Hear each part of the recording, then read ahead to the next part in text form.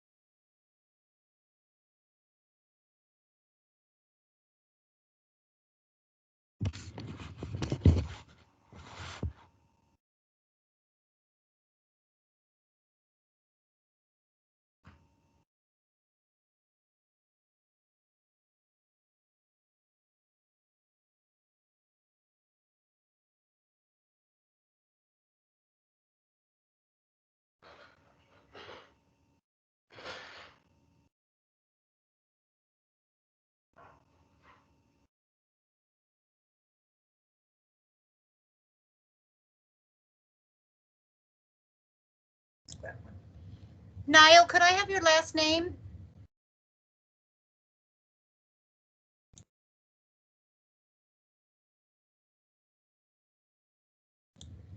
You may be muted.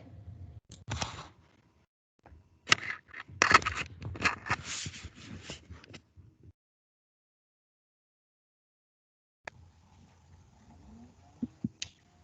think it's Niall Zickmund. Here. I have his name spelled differently. That's why I wondered. Okay.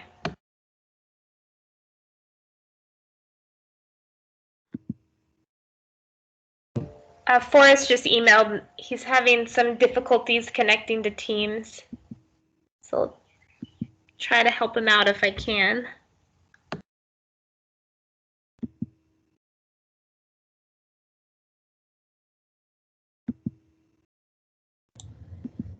Well, we'll start taking roll call, and then hopefully Forrest will be able to join us, and anybody else who was having difficulty. And we'll keep getting people joining. So I'll go through the RAB members that I have noticed their names, and if I don't call on you, you'll get a chance to tell me. So I have Linda Albrecht, Viral Patel, Bridget Hay, Mary Lee, Nicole Menard, Serena Selbo, David Brown, Melissa Collins,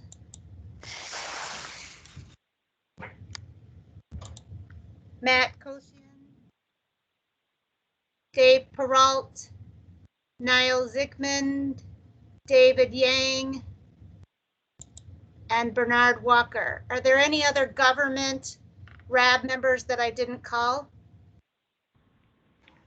Yeah, hi, I'm Kirsten Safakis. I'm the Community Involvement Coordinator for the U.S. EPA. Nice to meet you, Kirsten. I didn't see you join. You as well.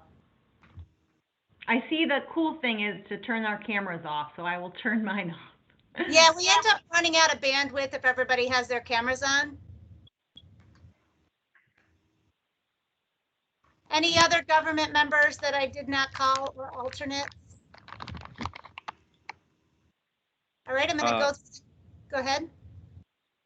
This is Forrest Kelly. I'm joining by phone. I've missed the first half of the meeting. My computer's not able to connect right now.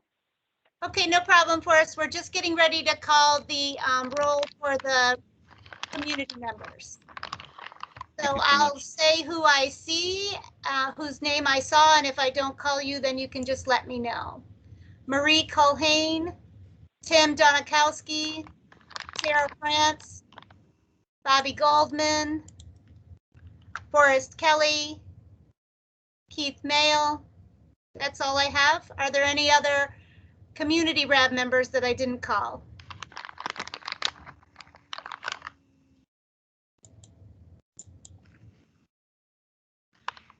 Okay, I'm going to go to people on the mailing list whose name I saw.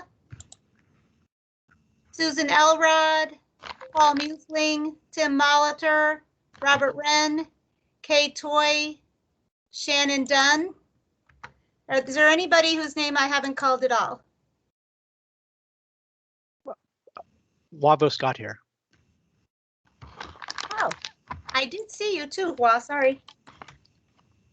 No problem. Anybody else?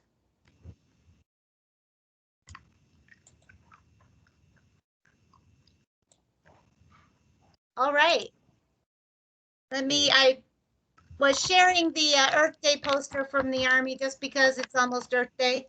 And I figured that was better than just looking at the picture on the slide. But we'll go ahead. Can everybody see, except for Forrest? I'm sorry. Can everybody else see the screen and see the slide? Yep, No, sure. I don't see anything. Who is that speaking? Bernard Walker.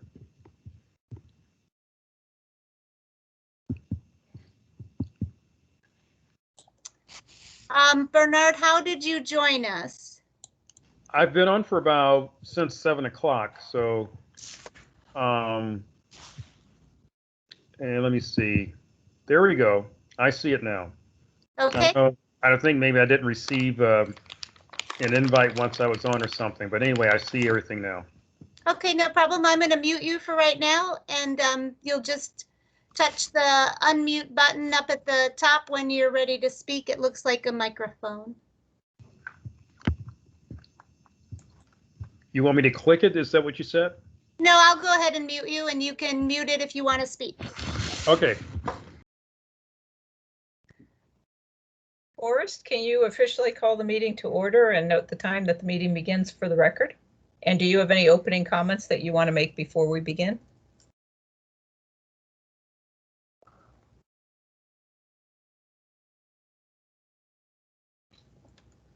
Did we lose Forrest? He is probably on mute. So Forrest, I believe if you're on the phone, a *6 will unmute you. No. We can hear you now. Can you hear me now? Yes. A *6 is to mute and to unmute, I believe. I would like to call the meeting to order, and I apologize for any difficulties with me being on the phone.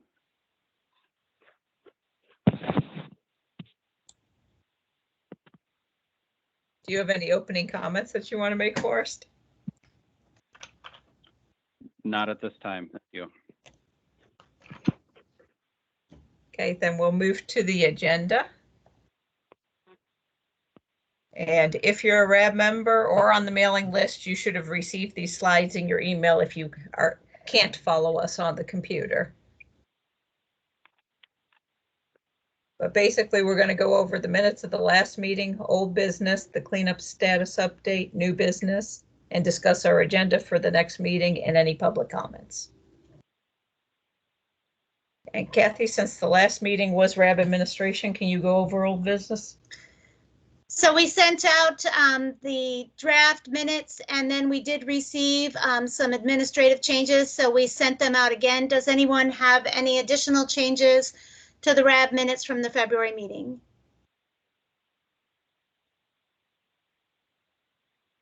Okay, if not, I'm going to ask for a vote to accept the minutes, and instead of asking everyone to say yes, we will ask those who have a problem with it and who want to say no to raise their hands. Does anyone have any issues with accepting the minutes as they were revised and sent out to you? If you have a problem, raise your hand. Kyle, or Forrest, since you don't have the ability to raise your hand, we'll just ask you to say no if you disagree. Okay, the minutes will be accepted as they are and they'll be posted to the website. We also need to, part of our old business was to vote to accept the changes to the operating procedures. Same situation existed. We had revised operating procedures. We sent them out for comment. We received some administrative changes.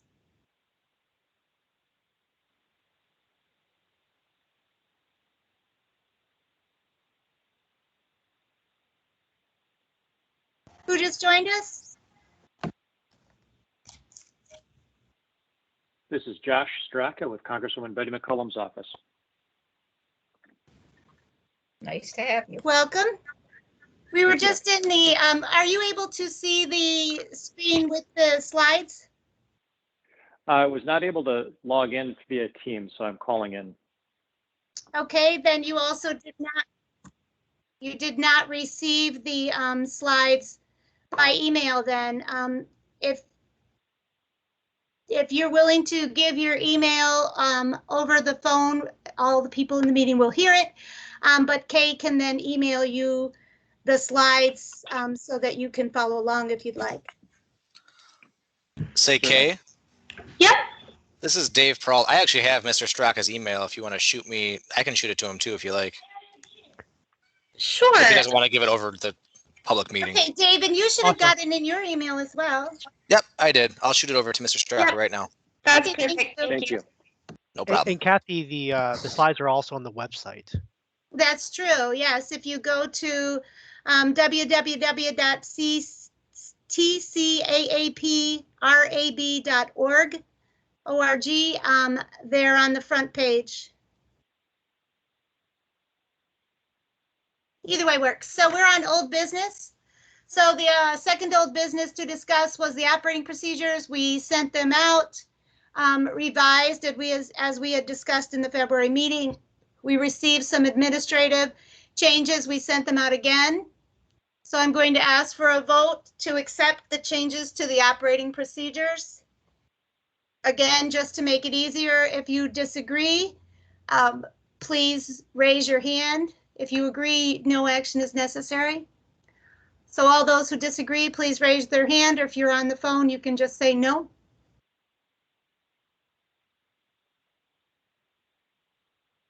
Okay, hearing nothing, I'm going to assume the operating procedures are passed. They will be finalized, dated, and published on the website, and we will send them to all the RAB members. And the last item on old business was to vote to accept the changes to the mission statement. So we made changes at the February meeting. We sent them out for review. We received no additional changes. So I'd like to ask for a vote to accept the changes to the mission statement as they were sent out initially. Once again, just to make it easier, if you have a no vote, please raise your hand or say the word no to your phone.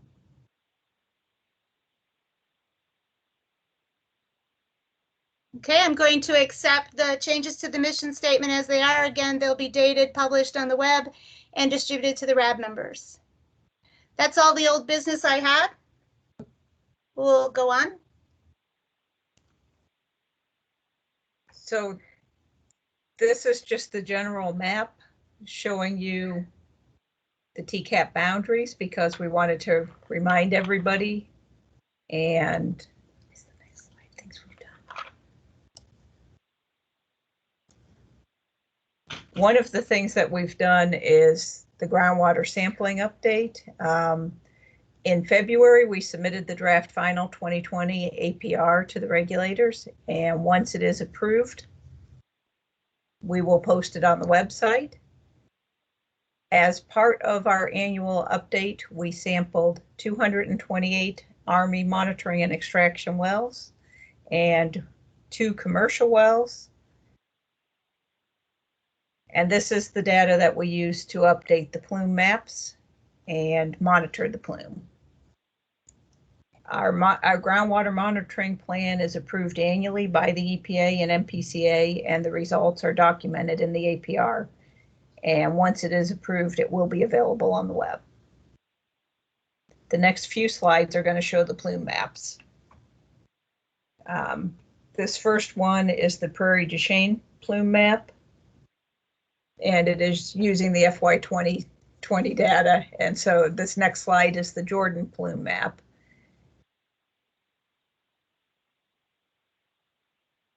This is the OU2, so the original TCAAP property unconsolidated sediments plume map.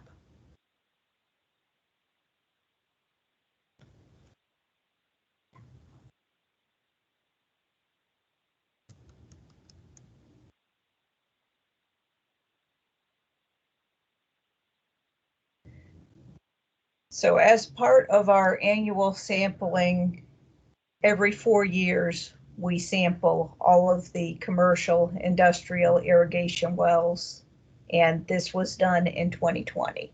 There are 17 of these wells that we sample every 4 years, and we completed sampling of 13 of them. 4 of these wells exceeded the cleanup standards, and we have notified the well owners and requested resampling in accordance with the Army Alternative Water Supply Plan. We have begun the resampling, and we should complete it in the month of May. Just bear in mind, none of these wells are used for drinking water. They are all irrigation or commercial. Are there any questions about that? Yeah, this is Forrest Kelly. I have a question. Of those 4 wells that exceeded the standards, were they all generally located in the same area, or are they evenly distributed out throughout the other 13 sampling sites? 3 of them were up close to the original TCAP boundary. 1 of them was further down south.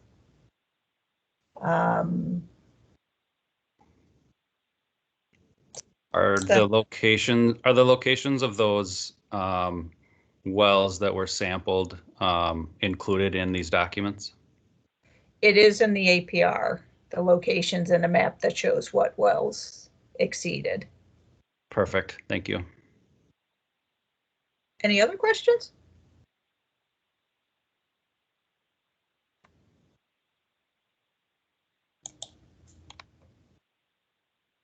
So now we're going to discuss what we have done since January of 2021, our last meeting. One of the things that we did was prepared a well inspection report to document the inventory and the status of all 333 active Army wells. And the purpose of this was to see if there were any maintenance requirements, to verify that we could sample these and assess if we still needed them, and ensure that both our database and MDH's database was up to date. At the end of this report, we recommended abandoning 40 wells that, in the Army's opinion, are not needed to support the groundwater monitoring plan. And we submitted this report to the regulators in March for their concurrence. Any questions?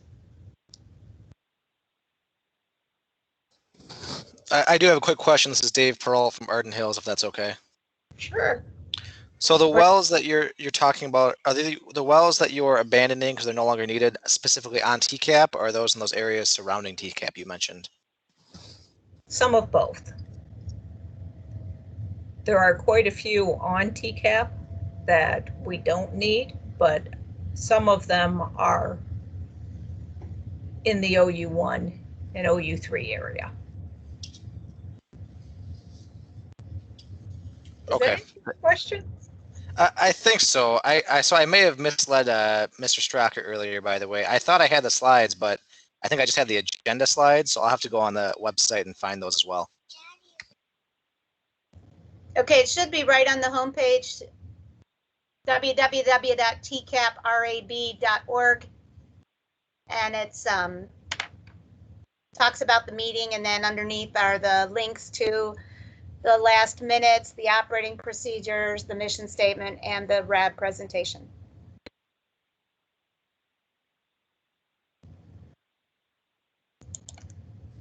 Roger that. Thank you. We're going to move into discussing OU1.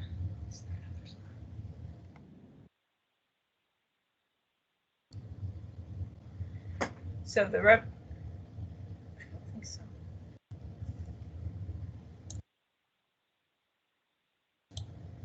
Okay, so this slide is just showing you the wells that we're going to talk about. The wells in yellow are the wells that we looked at for geophysics.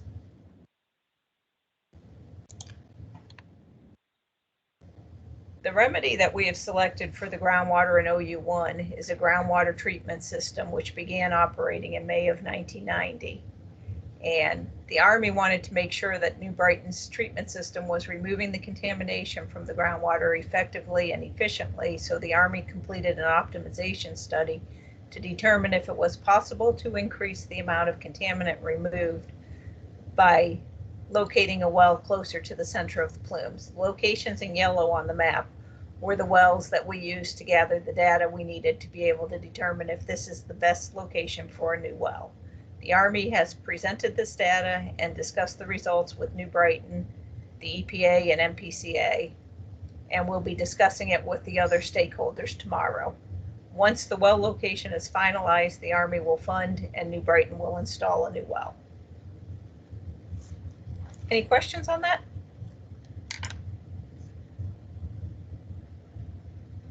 We will continue to work with New Brighton in all cases to ensure that drinking water operations are not affected by any actions we are taking.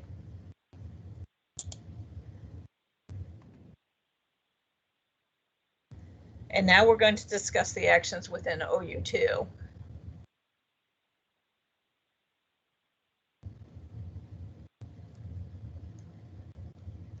OU2 includes all of these sites that are outlined on the slides, but DG and I are the main sources of our deep groundwater TCE plume. Are you looking for that?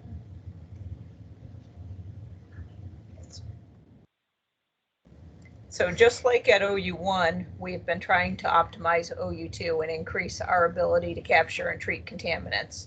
We began treating in 1987 with the TGRS, but now we want to add some extraction wells closer to the source areas to increase the amount of mass that we're collecting. We're installing a secondary treatment system called the SGRS, and we have been designing the SGRS and optimizing the system for almost 2 years. And tomorrow we will present the 90% design to the EPA, MPCA, and the other stakeholders. Construction will start late this year, but we don't expect it to be operational until next year, and we will keep updating you as the system progresses. Any questions?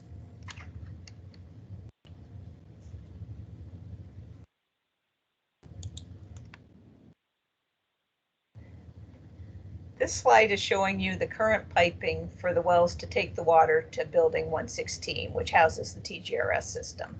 You can see the three main source areas, D, I, and G, that were mentioned before.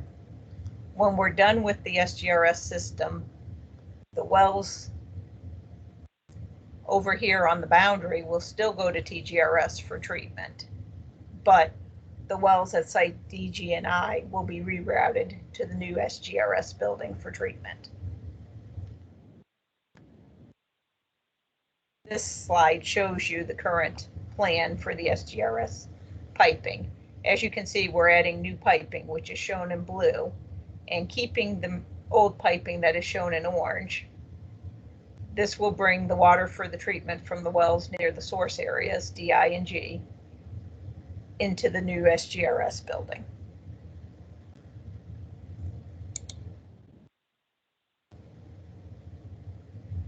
This is showing you how SGRS will treat for both 1,4-dioxane and TCE. The discharge area for both TGRS and SGRS is the same. It is the sand and gravel pit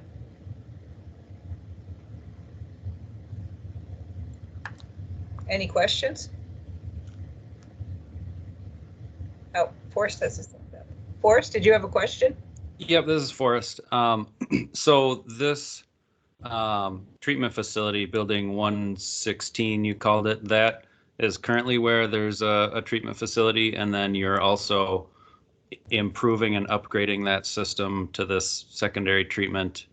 And then those pipes, are those run underground or are those above ground? The pipes are run underground. The boundary wells will continue to go to the existing building, TGRS 116.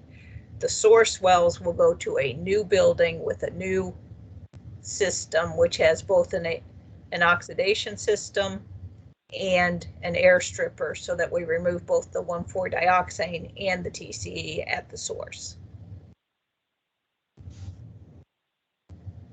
Thank you. So first, I'm glad you were able to get on the meeting. Yeah, sorry about that. My computer had shut down right before I got on, so I had to re-log in and all that good stuff.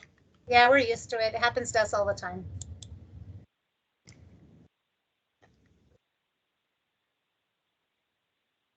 So since January on the SGRS work, MPCA and EPA have provided comments on the 60% design drawing, and we've discussed their comments, the Army's responses, and we have submitted the 90% design, and it will very quickly be followed by the 100% design. We did have a bid walk for the building contractors, and construction of the building is scheduled to start in May of this year.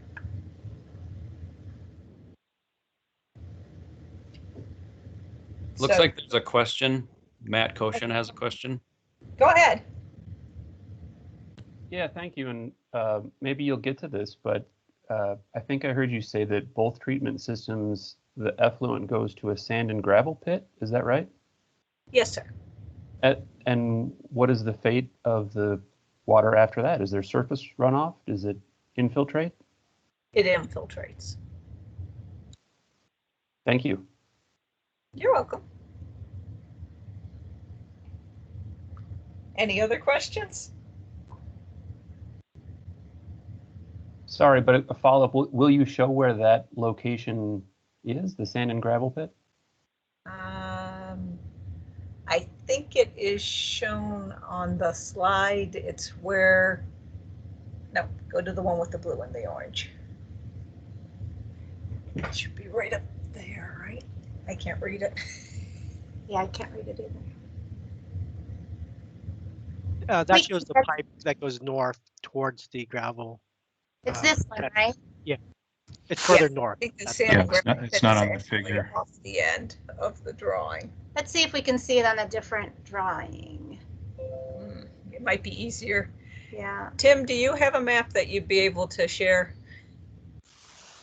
And we can give you a second to find it, or Dave. if You have were one. hovering over the area of the sand and gravel pit there on It's the here, aerial right? view you were showing. Yeah, If go you go to back where to the aerial.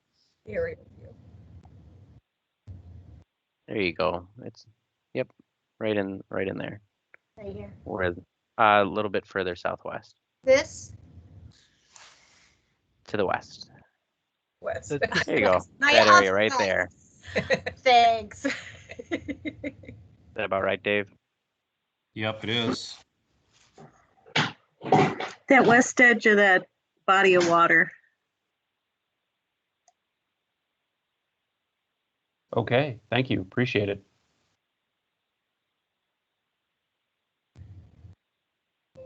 Teamwork. Any other questions on SGRS before we move to Site A? So another area that we're working in OU2 is Site A. And it's the red dot on the map. But it has a shallow plume of 1,2-dichloroethene that has shifted southeast from where we had predicted it was going to go.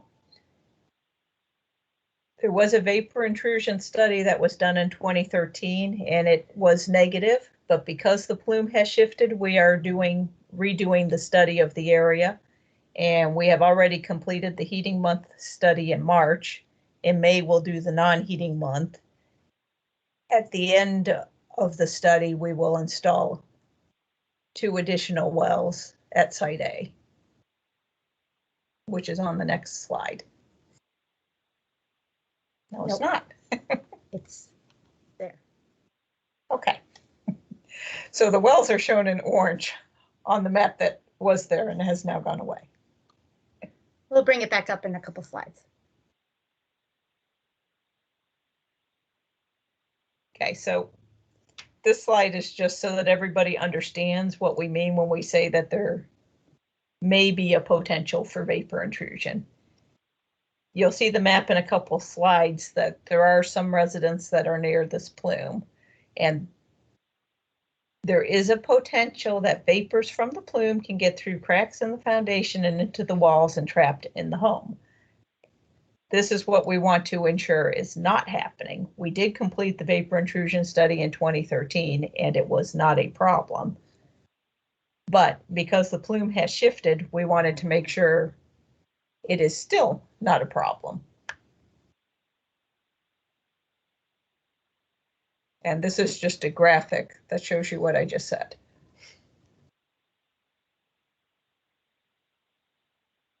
Any questions?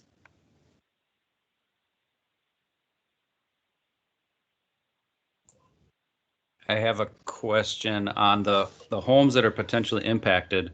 Does the Army work directly with those homeowners to test the air or provide any vapor mitigation if needed?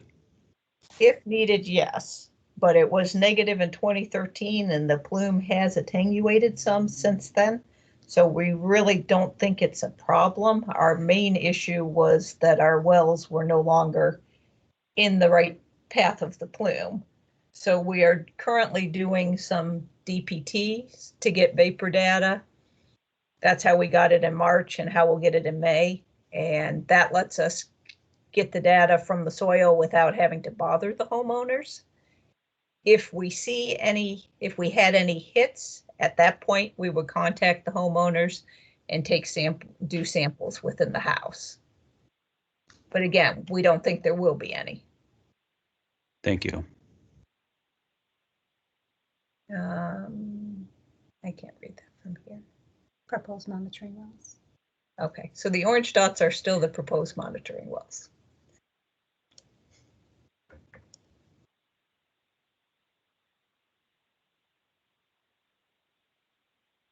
The other site that we're doing some work at is Site K.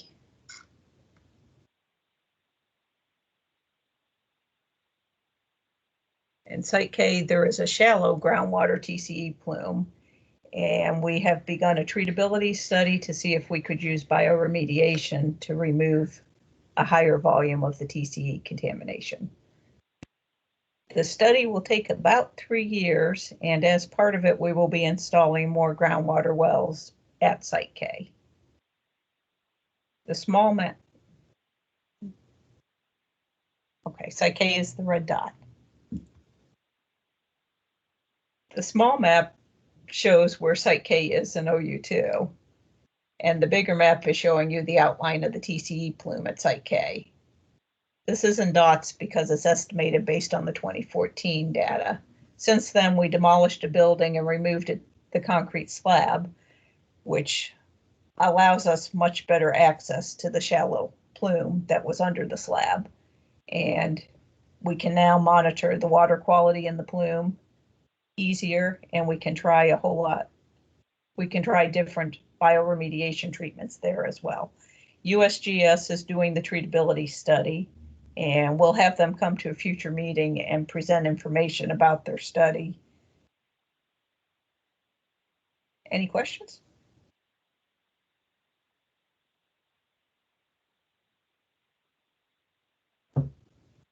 And now we're moving to the off-post OU3. There's really not a lot that we have to say about OU3. The selected remedy is natural attenuation, which means that we're not actively treating this plume. We removed as much of the contaminant as we could, and we're letting Mother Nature take care of the rest of it. But we do continuously monitor the groundwater and sample each summer, and that data is put in the APR. And we look back at it over time just to ensure that things are really getting better, even though this is a very slow process. Any questions?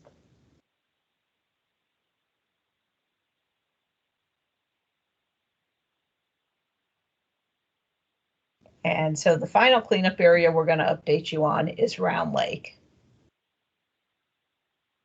And here's some just general background information about Round Lake. The contaminants include metals and PCBs, which are primarily in the upper 1 foot of the sediment.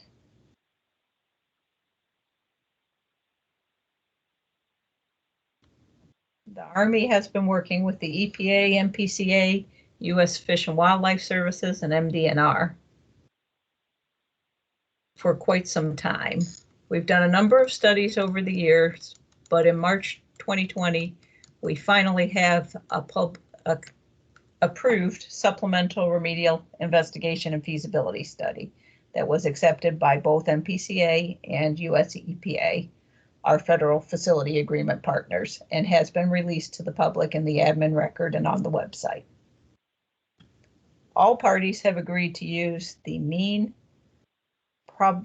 probability effect concentration quotient, called the MPEC-Q, to measure our success on removing the contaminants from Round Lake sediments.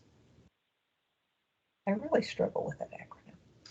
Well, and we messed it up on the slide too. It's probability.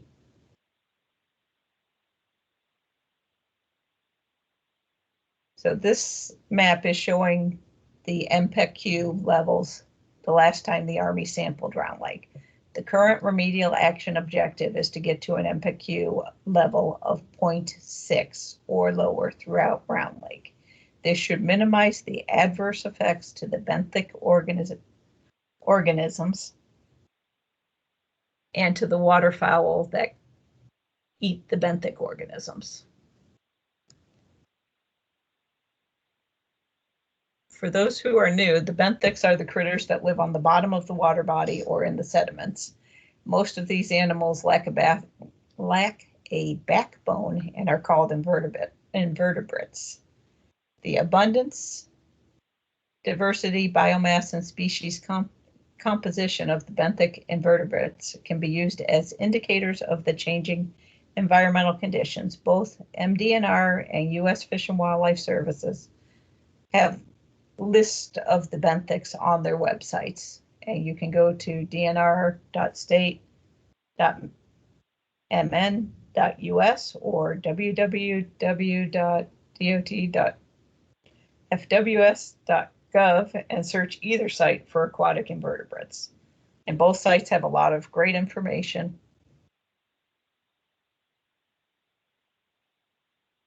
Any questions? Hi, Catherine.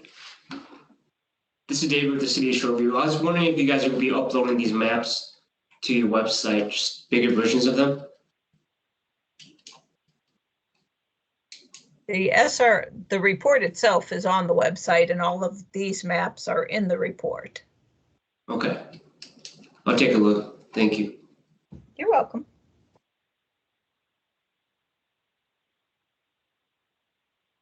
As I mentioned, the supplemental RIFS is available on the TCAAP-RAB.org website at the very bottom of the homepage under the What's Next tab, and will be available soon on the resource pages under reports. Actually, I think it is available now, but we wanted to give you some basic information about what you'll see in the report. Under CERCLA, the federal cleanup law, the RI is conducted to determine the nature and extent, so the type and the vertical and horizontal boundaries of the contamination. The RI phase is where the presence and level of unacceptable risk to human health and the environment is evaluated. The purpose of the RI is to collect the data necessary to adequately characterize the site for the purposes of developing and evaluating effective remedial alternatives. The law that explains this is the Code of Federal Regulations, Title 40, Part 300, subsection 430, paragraph D.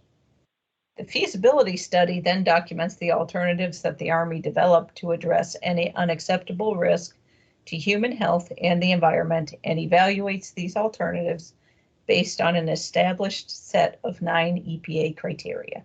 The criteria evaluation allows the Army to identify the preferred remedial alternative, which is documented in the next step, which is the proposed plan. This slide identifies the remedial alternatives that the Army developed. Each one of these alternatives is explained in detail in the document. Questions?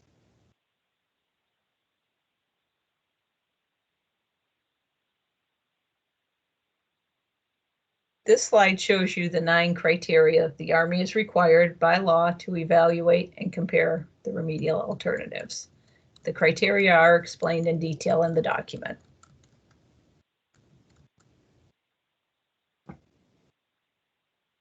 And this is showing you the CERCLA process. The Army is currently preparing the proposed plan. When it is ready and approved by the EPA and MPCA, the Army will make the document available to the public for comment for 30 days. During that time, we will hold a public meeting to go over the proposed plan with the community. We will present all of the site information and talk about the preferred remedial alternatives and request the public's input on the proposed plan. We plan to hold that proposed plan public meeting in conjunction with a RAB meeting. The public comment portion where oral comments will be accepted will occur after the RAB meeting is adjourned, and we will record all public comments. But we will not comment on those comments in the meeting. An official response to comments will be published in a responsiveness document that is included with the record of decision. Are there questions on that? Yeah, I just have a question about the timeline for any proposed plan. I know you mentioned how it was in preparation. Yes, so the Army will officially submit the proposed plan to the EPA and MPCA tomorrow. They get 30 days to read it, evaluate it, comment on it, and then it will go final.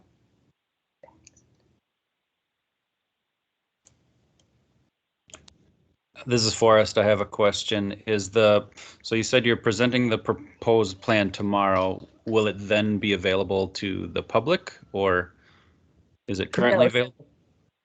The proposed plan is going to the FFA partners, EPA and MPCA, for their concurrence. And that step occurs before it's released to the public. Okay. So step 3, feasibility, you've already determined the preferred approach to remediate Round Lake, and then are proposing that approach in this plan. Correct. Perfect. Thanks.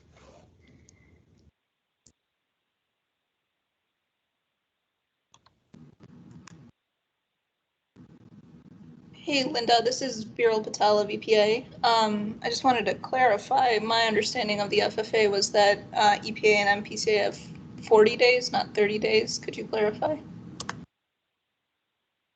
It probably is 40. Sorry.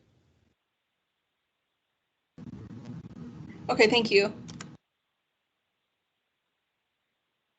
And just for everybody else, so MPCA and EPA could have comments that the Army needs to respond back to. We might make edits and then send it back, to make sure it's acceptable. So there's a back and forth that can occur. So, that's why we can't set up the public meeting until we have the document back from EPA and MPCA as an approved document.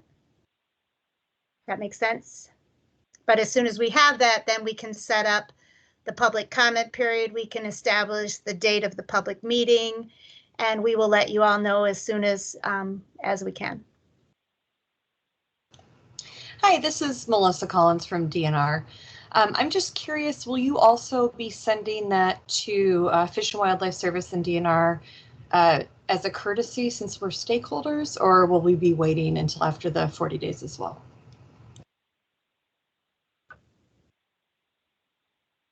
We will send it after EPA and MPCA have reviewed it and agreed that it can be released to U.S. Fish and Wildlife and MDNR. So you will be waiting, but hopefully not very long. Thank you.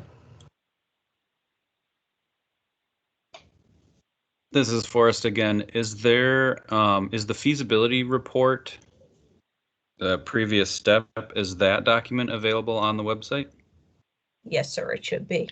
Yes, it's a combined document. The supplemental remedial investigation feasibility study is all together in one document. It's a pretty large document.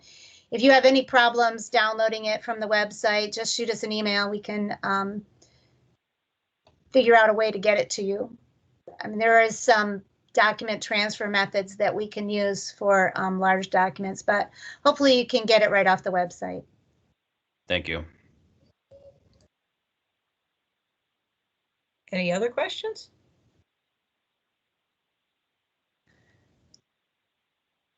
This slide shows you the next steps for Round Lake.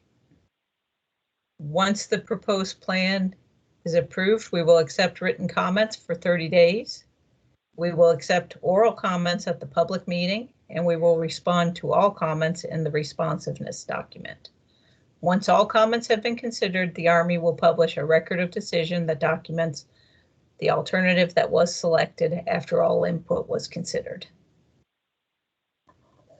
Then we will begin on the remedial design, and we will keep you updated as each of these steps progress.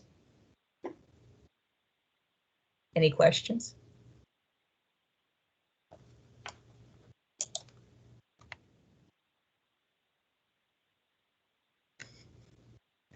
Okay, so as far as what's next, for OU1, the Army is going to submit the field summary report to document the work that was completed and the work plan for 2 borings.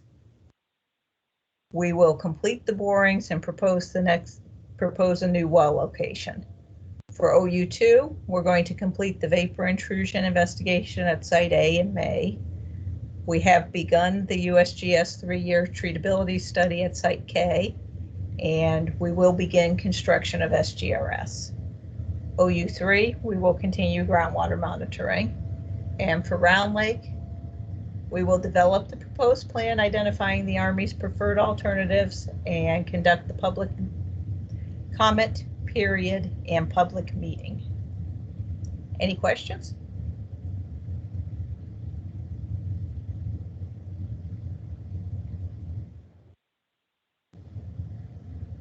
Kathy, can you talk about new business? So one of the things we agreed to is in every meeting we would look at the old business and then see if there's any new business RAB members want to add to future agendas. Now our next meeting is going to be the public meeting for Round Lake, so we won't add it to that agenda. But if you have any topics for future RAB meetings that you want us to add to the agenda, you can tell us now, or you can send us email later. It's up to you. Does anyone have any suggestions?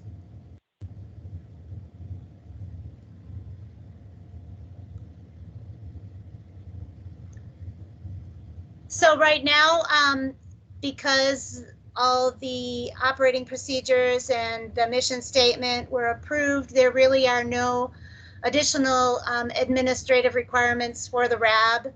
If something happens, someone leaves and we need to fill a position, or something happens and someone identifies a change that's needed, then we could hold a separate administrative meeting. But unless someone has something they know of administratively that needs to be done, we weren't planning any more administrative meetings. We were just going to have the normal meeting where we go over the cleanup updates.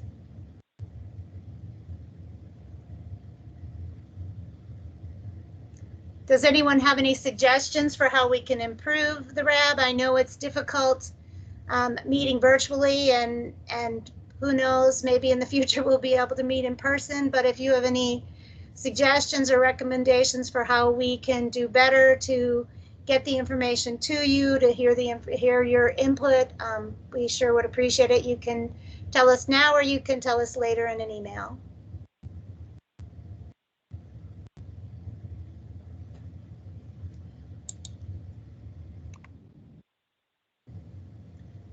So as we mentioned, the next meeting will be specifically about Round Lake and the associated proposed plan.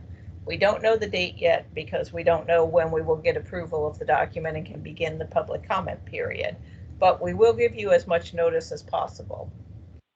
As is typical at a RAB meeting, we will approve the minutes from this meeting, go over any old RAB business, answer any questions about the RAFS now that you would have had a chance to review it, and then explain the Round Lake proposed plan and the preferred alternative. We will answer any questions about the proposed plan, and we will adjourn the RAB meeting. After we adjourn the RAB meeting, we will open the official public comment portion and receive public comments on the proposed plan that you would like us to consider prior to selecting the alternative. We take both written and oral comments. If you send in writing what your comments are, you do not need to come to the meeting and say them again orally. It's included in the record as soon as you submit it once. The RAB does not have to submit their comments as an entity. All individual comments are accepted. So it's not like the RAB has to get together and everyone agrees we like this or we don't like that. It doesn't work that way. We're happy to hear the input from anyone on the RAB and any members of the public, whether you're a RAB member or not. Any questions? The agenda for the July 20th meeting will be very similar to this meeting.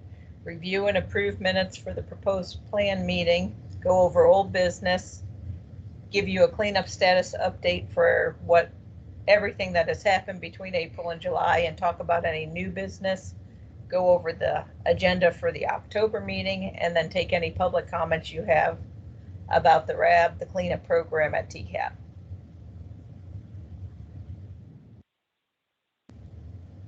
Does anyone have any comments, concerns, or suggestions? So part of the operating procedures was to always allow a public comment period at the end for anyone to bring up any concerns they have with the Army's cleanup of TCAAP. So that's what this portion is for. We accept your comments at any time, so you can always send us an email if you have a comment, a concern, or question, but we always take the time at the end of the meeting to give you another opportunity.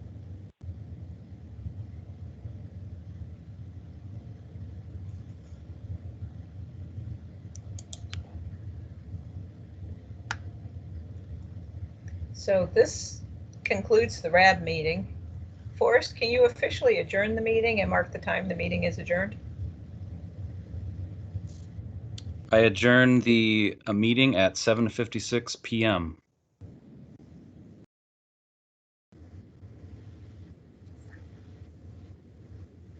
We wanted to provide an hour for the RAB members to get to know each other. You should have received the bios that we received, and this time is yours to use as you see fit. The government representatives and members of the public can leave or stay if you see fit. Normally, before and after every meeting, RAB members would have the opportunity to get together and just chat. With virtual meetings, that opportunity has been lost, so we were asked to provide a way to do that for our community RAB members. I'm not sure if you want each person to take a moment to introduce themselves, or if you just want to ask questions based on what you've learned, or how you want to do it, but this is your time to get to know each other. After about an hour, the Army will sign off and close the meeting.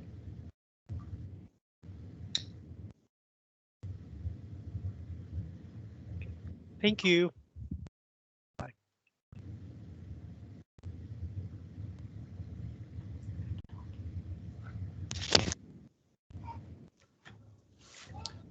So I am wondering if my email might be incorrect because I did not receive any of the bios.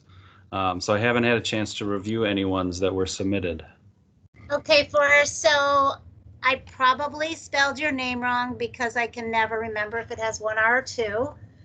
But I can bring up the bios, I believe. Give me just a second.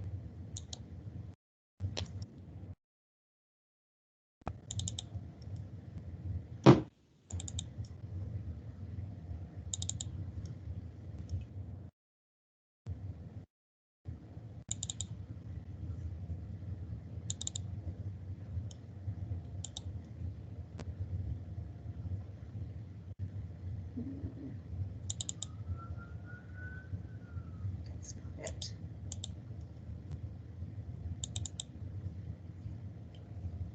Okay, so we received a bio from Mr. Paul Bloom. I'm going to try to open it.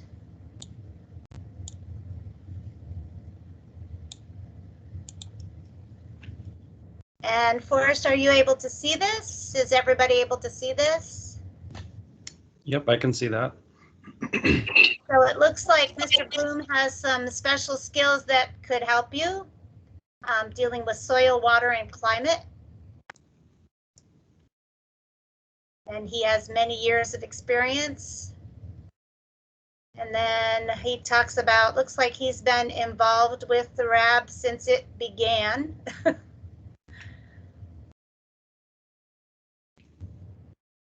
And he's in the past has functioned as a technical advisor to the RAB. I don't believe he's here tonight, but just to let you know, here's his information. And Forrest, I will make sure we get this to you so you could look later, but just to give you an idea. He retired from teaching and research, but still has all that base knowledge. Then Keith, I believe, is on the line. He also shared his bio. He was on the RAB for about 15 years.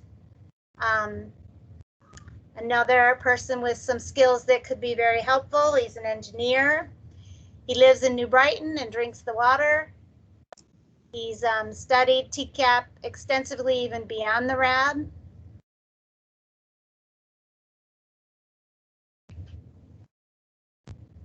He's even provided suggestions on the water facility. And if you've never taken a tour of the water facility, it's pretty amazing. I was lucky enough to be able to do that last year or the year before. Can't remember now for sure. So does New Brighton have their own drinking water treatment facility? Yeah, so there was a settlement where the Army paid for it and New Brighton runs it. So that when we talk about OU1 in the system, OU1, that is the New Brighton water system. When we talk about OU2, that's the on-post part, that is the TCAAP groundwater remediation system. So it's the TCAAP water system. Okay, the next one is Niall Johnson. I don't believe he's on the line tonight either. He lives in New Brighton. Again, we have another person with some great special skills. He worked for an environmental remediation contractor, so he understands remediation, knows about monitoring wells and soil and vapor samples. He flies drones. And he flies drones. Yeah, that's interesting. So he lives within the OU1 plume as well. So he lives in the New Brighton area. So he gets to see cleanup efforts, not just here in Minnesota, but nationwide.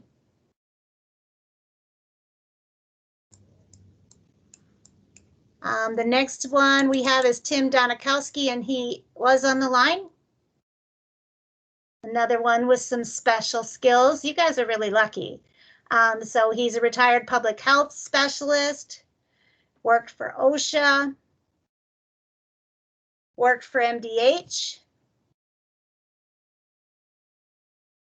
knows about monitoring programs, was a research engineer at in Illinois, and is another chemical engineer, as well as environmental health. So some great skills. Tim, did you want to say anything else? Are you still on the line? Yes, I'm still here. Did you want to show your face? We do have a good team. I'm impressed. I'm impressed with the background of everyone and the general way this meeting is being conducted. It's very professional. I'm very favorably impressed. Good, glad to hear it. Okay, let me go back and see who else we got from. Well, we have Forrest Kelly so that you all can learn about Forrest. And oh my goodness, I spelled his name wrong. Oh no, it is with 2 R's. Now that's how I think I spelled it. I don't know, Forrest. I'm gonna have to check it out. Yeah, no problem. So Forrest lives in Mounds View.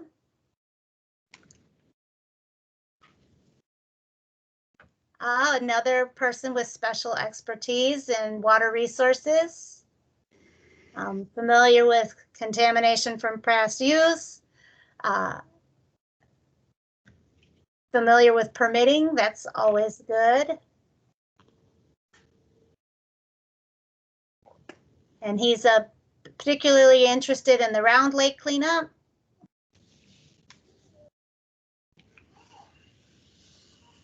And he has 3 girls and love the trails. You do have some nice trails there. Very nice. And I think you can thank Mary Lee if she's still on for some of your trails. She works for the National Guard and they do a lot of good work in the area. And then we have Linda Albrechts. So that was the community co-chair, and now Linda is the Army's co-chair. She lives in San Antonio, beautiful San Antonio. It's so nice here today. She is another engineer and an energy manager. More than 35 years experience as an environmental engineer.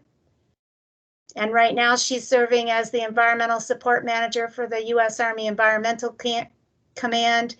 And she's responsible for Twin Cities Army Ammunition Plant, Cornhusker Army Ammunition Plant, Fort Leavenworth, Dugway Proving Ground, and Badger Army Ammunition Plant. She's got quite a bit of knowledge in sediments and sediment cleanup, so she helps out. And Badger, they have a bay that they're working on. So she's the Army co-chair. So do you have any questions for any of your co-RAB members who submitted their bios?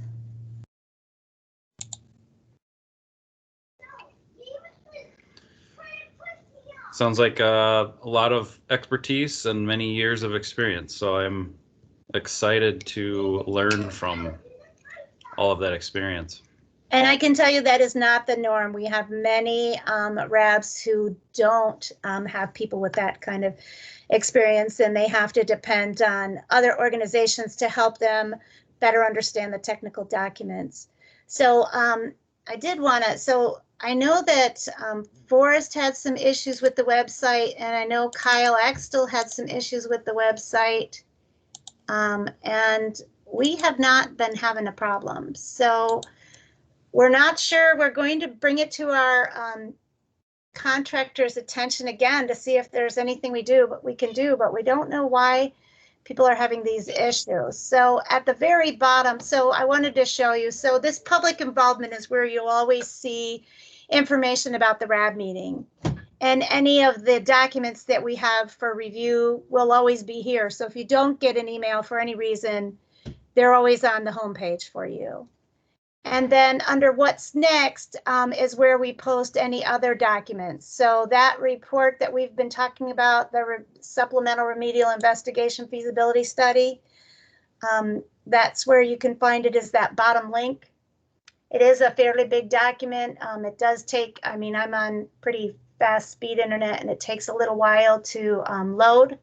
So I'm going to go back here while it loads. This is the phone number for Linda and the mailing address if you want to mail us comments. Down here are the email addresses that you can send in questions or comments. These are the latest reports that we talked about. Now, reports are also under the resources tab. But we put the latest ones just up front here under recent updates, just so that you can find them a little bit easier. But they will also be on the resources tab. And it looks like nope, it's still loading. It's a pretty big document, I'll tell you. It has lots of figures. There's a lot of figures at the end, and tables, and that's what the graphics is what takes up the room. So on the resources page, we have the decision documents for each of the OUs, and then we have an explanation of significant differences. So whenever we make a change to something that was spelled out in the record of decision, we have to explain what the difference is. So when we had to treat for 1,4-dioxane at both places, 1,4-dioxane wasn't even on anybody's mind when the record of decision was made. We didn't know there were any issues with 1,4-dioxane then. But since then, it became a contaminant of concern, and so we had to add the treatment systems for the 1,4-dioxane, and that's explained in these explanation of significant differences. So when you click on it, it gives you a list of all the OUs. It gives you a list of all the ESDs. And then the reports, this is where you see all the annual performance reports. This goes from ever since we've been doing them, but it stops at 2019. The 2021 is what we're waiting on approval for. And as soon as we do have it approved, we'll be posting it on here. So there is a stakeholder meeting tomorrow, and that's where the Army meets with EPA, MPCA, DNR, Fish and Wildlife, a lot of the cities and their city managers. The stakeholder meeting tomorrow is a groundwater stakeholder, so it'll be the town of New Brighton, Ramsey County. Those will be the people attending. Yeah, my apologies. We have a separate meeting for stakeholders of Round Lake because the interests are so different. And then the installation action plan is something that kind of just gives a short summary of each of the sites, but because it doesn't get updated and released for review that often, we have all the cleanup sites listed under this tab with the most recent information that we have. And we will update that as well once the annual performance report is approved to make sure we have the correct information. And then there is a community involvement plan that was published in 2019 that you can look at. We do 5-year reports, and here are all the 5-year reports that have done at TCAAP since the first one.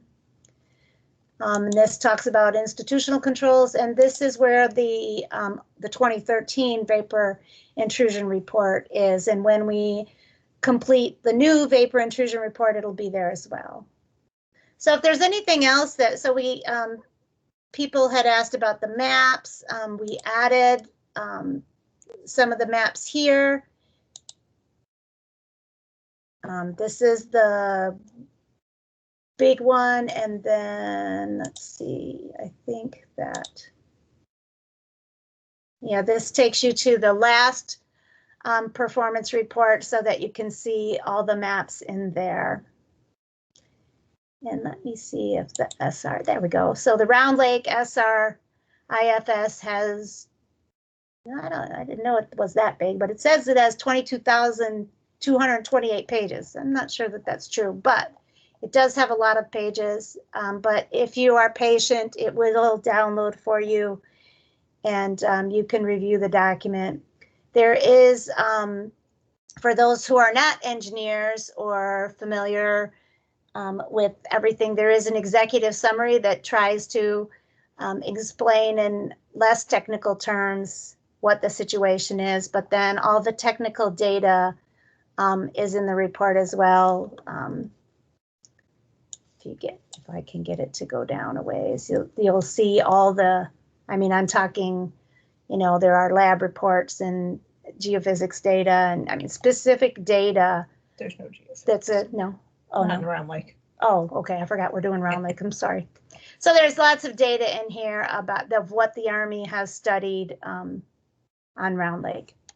And if you have questions, you can let us know in advance of the meeting. You don't have to wait until the meeting. And you can either call or email. And if we don't answer it, that you can understand it, you let us know and we'll do our best to try to get someone else who can explain it perhaps better than even we can. But just wanted to show you that it is out there. You can download it. If you are not a technical person, just stick to those first 30 pages, I think. That's what I do. But yeah, it's all here. Any questions? So this was the APR that downloaded, and I believe the maps are at the end, if I remember right. Yeah, figures are usually at the end. Let's see here.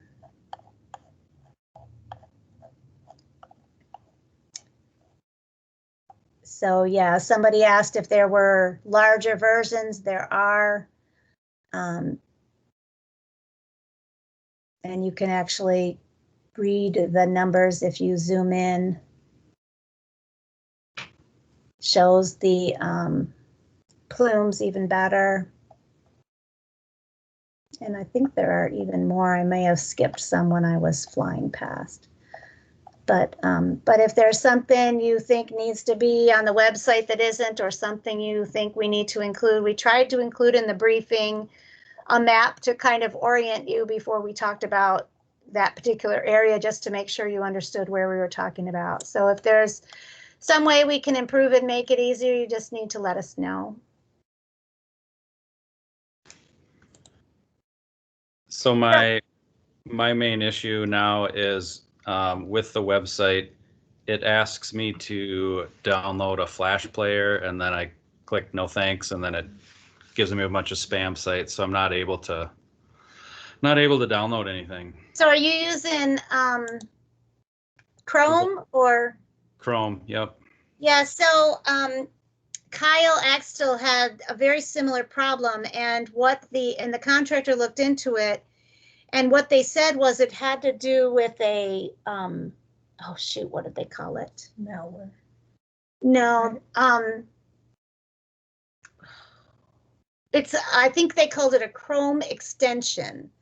So it was something that is added to your Chrome.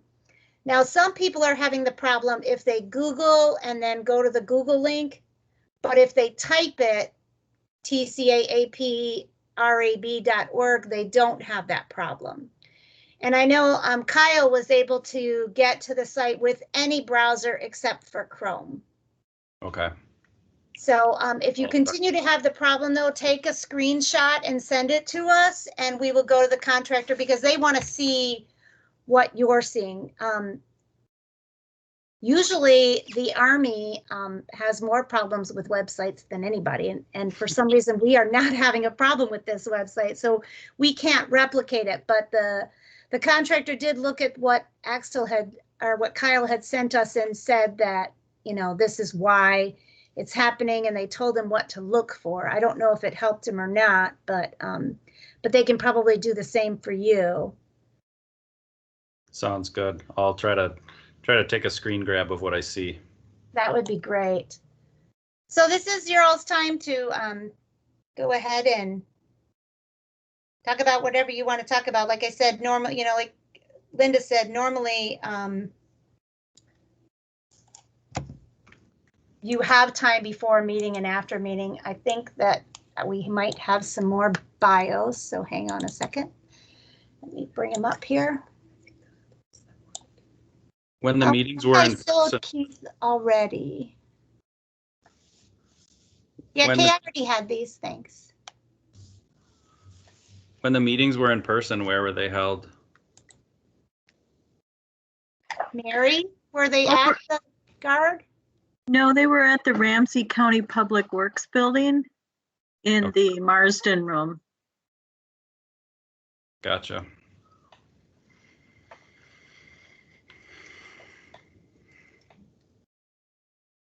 Any other questions, comments, concerns, or anything else you want to ask your fellow experts or talk about?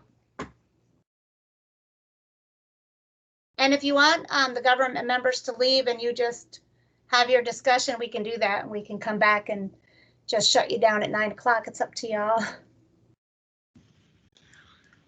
I don't personally have any other questions or desire for the government officials to leave, so.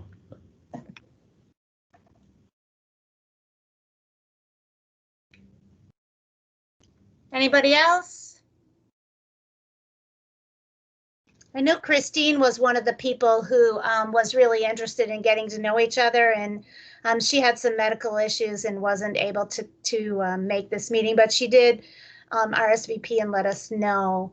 So maybe we'll after the next meeting, maybe we can, do the same kind of thing in case there's other people who weren't here tonight who may want an opportunity to chat about everyone. And is anybody else not receiving the email, or is it just Forrest that I'm messing up the name on? Looks like it's just you. You're just the lucky guy, Forrest. I'm so sorry. That's we will okay. get it right. We'll get it straightened away. All right. Well, if nobody else has anything, thank you all for your time. Thanks for your interest in the cleanup at TCAAP, and let us know if there's anything else we can help you with. Have a good evening. Sounds good. Thanks, everyone. Thank you, Linda. Thank Bye you, now. Linda. Thank you, Kathy. Out here. Thanks, Mary. Thank you. Have a good night.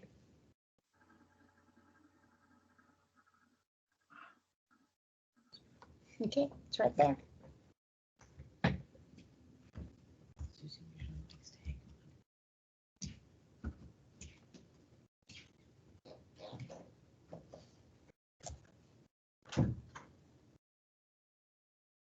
Susan, did you want to chat or? I don't think so. The only thing I noticed is we probably need to change Linda's name on, or her phone number on the website. It's still got her. Yeah, I mentioned that to her. Yeah. We submitted a whole list of changes to the website, but I don't think they all got done before tonight.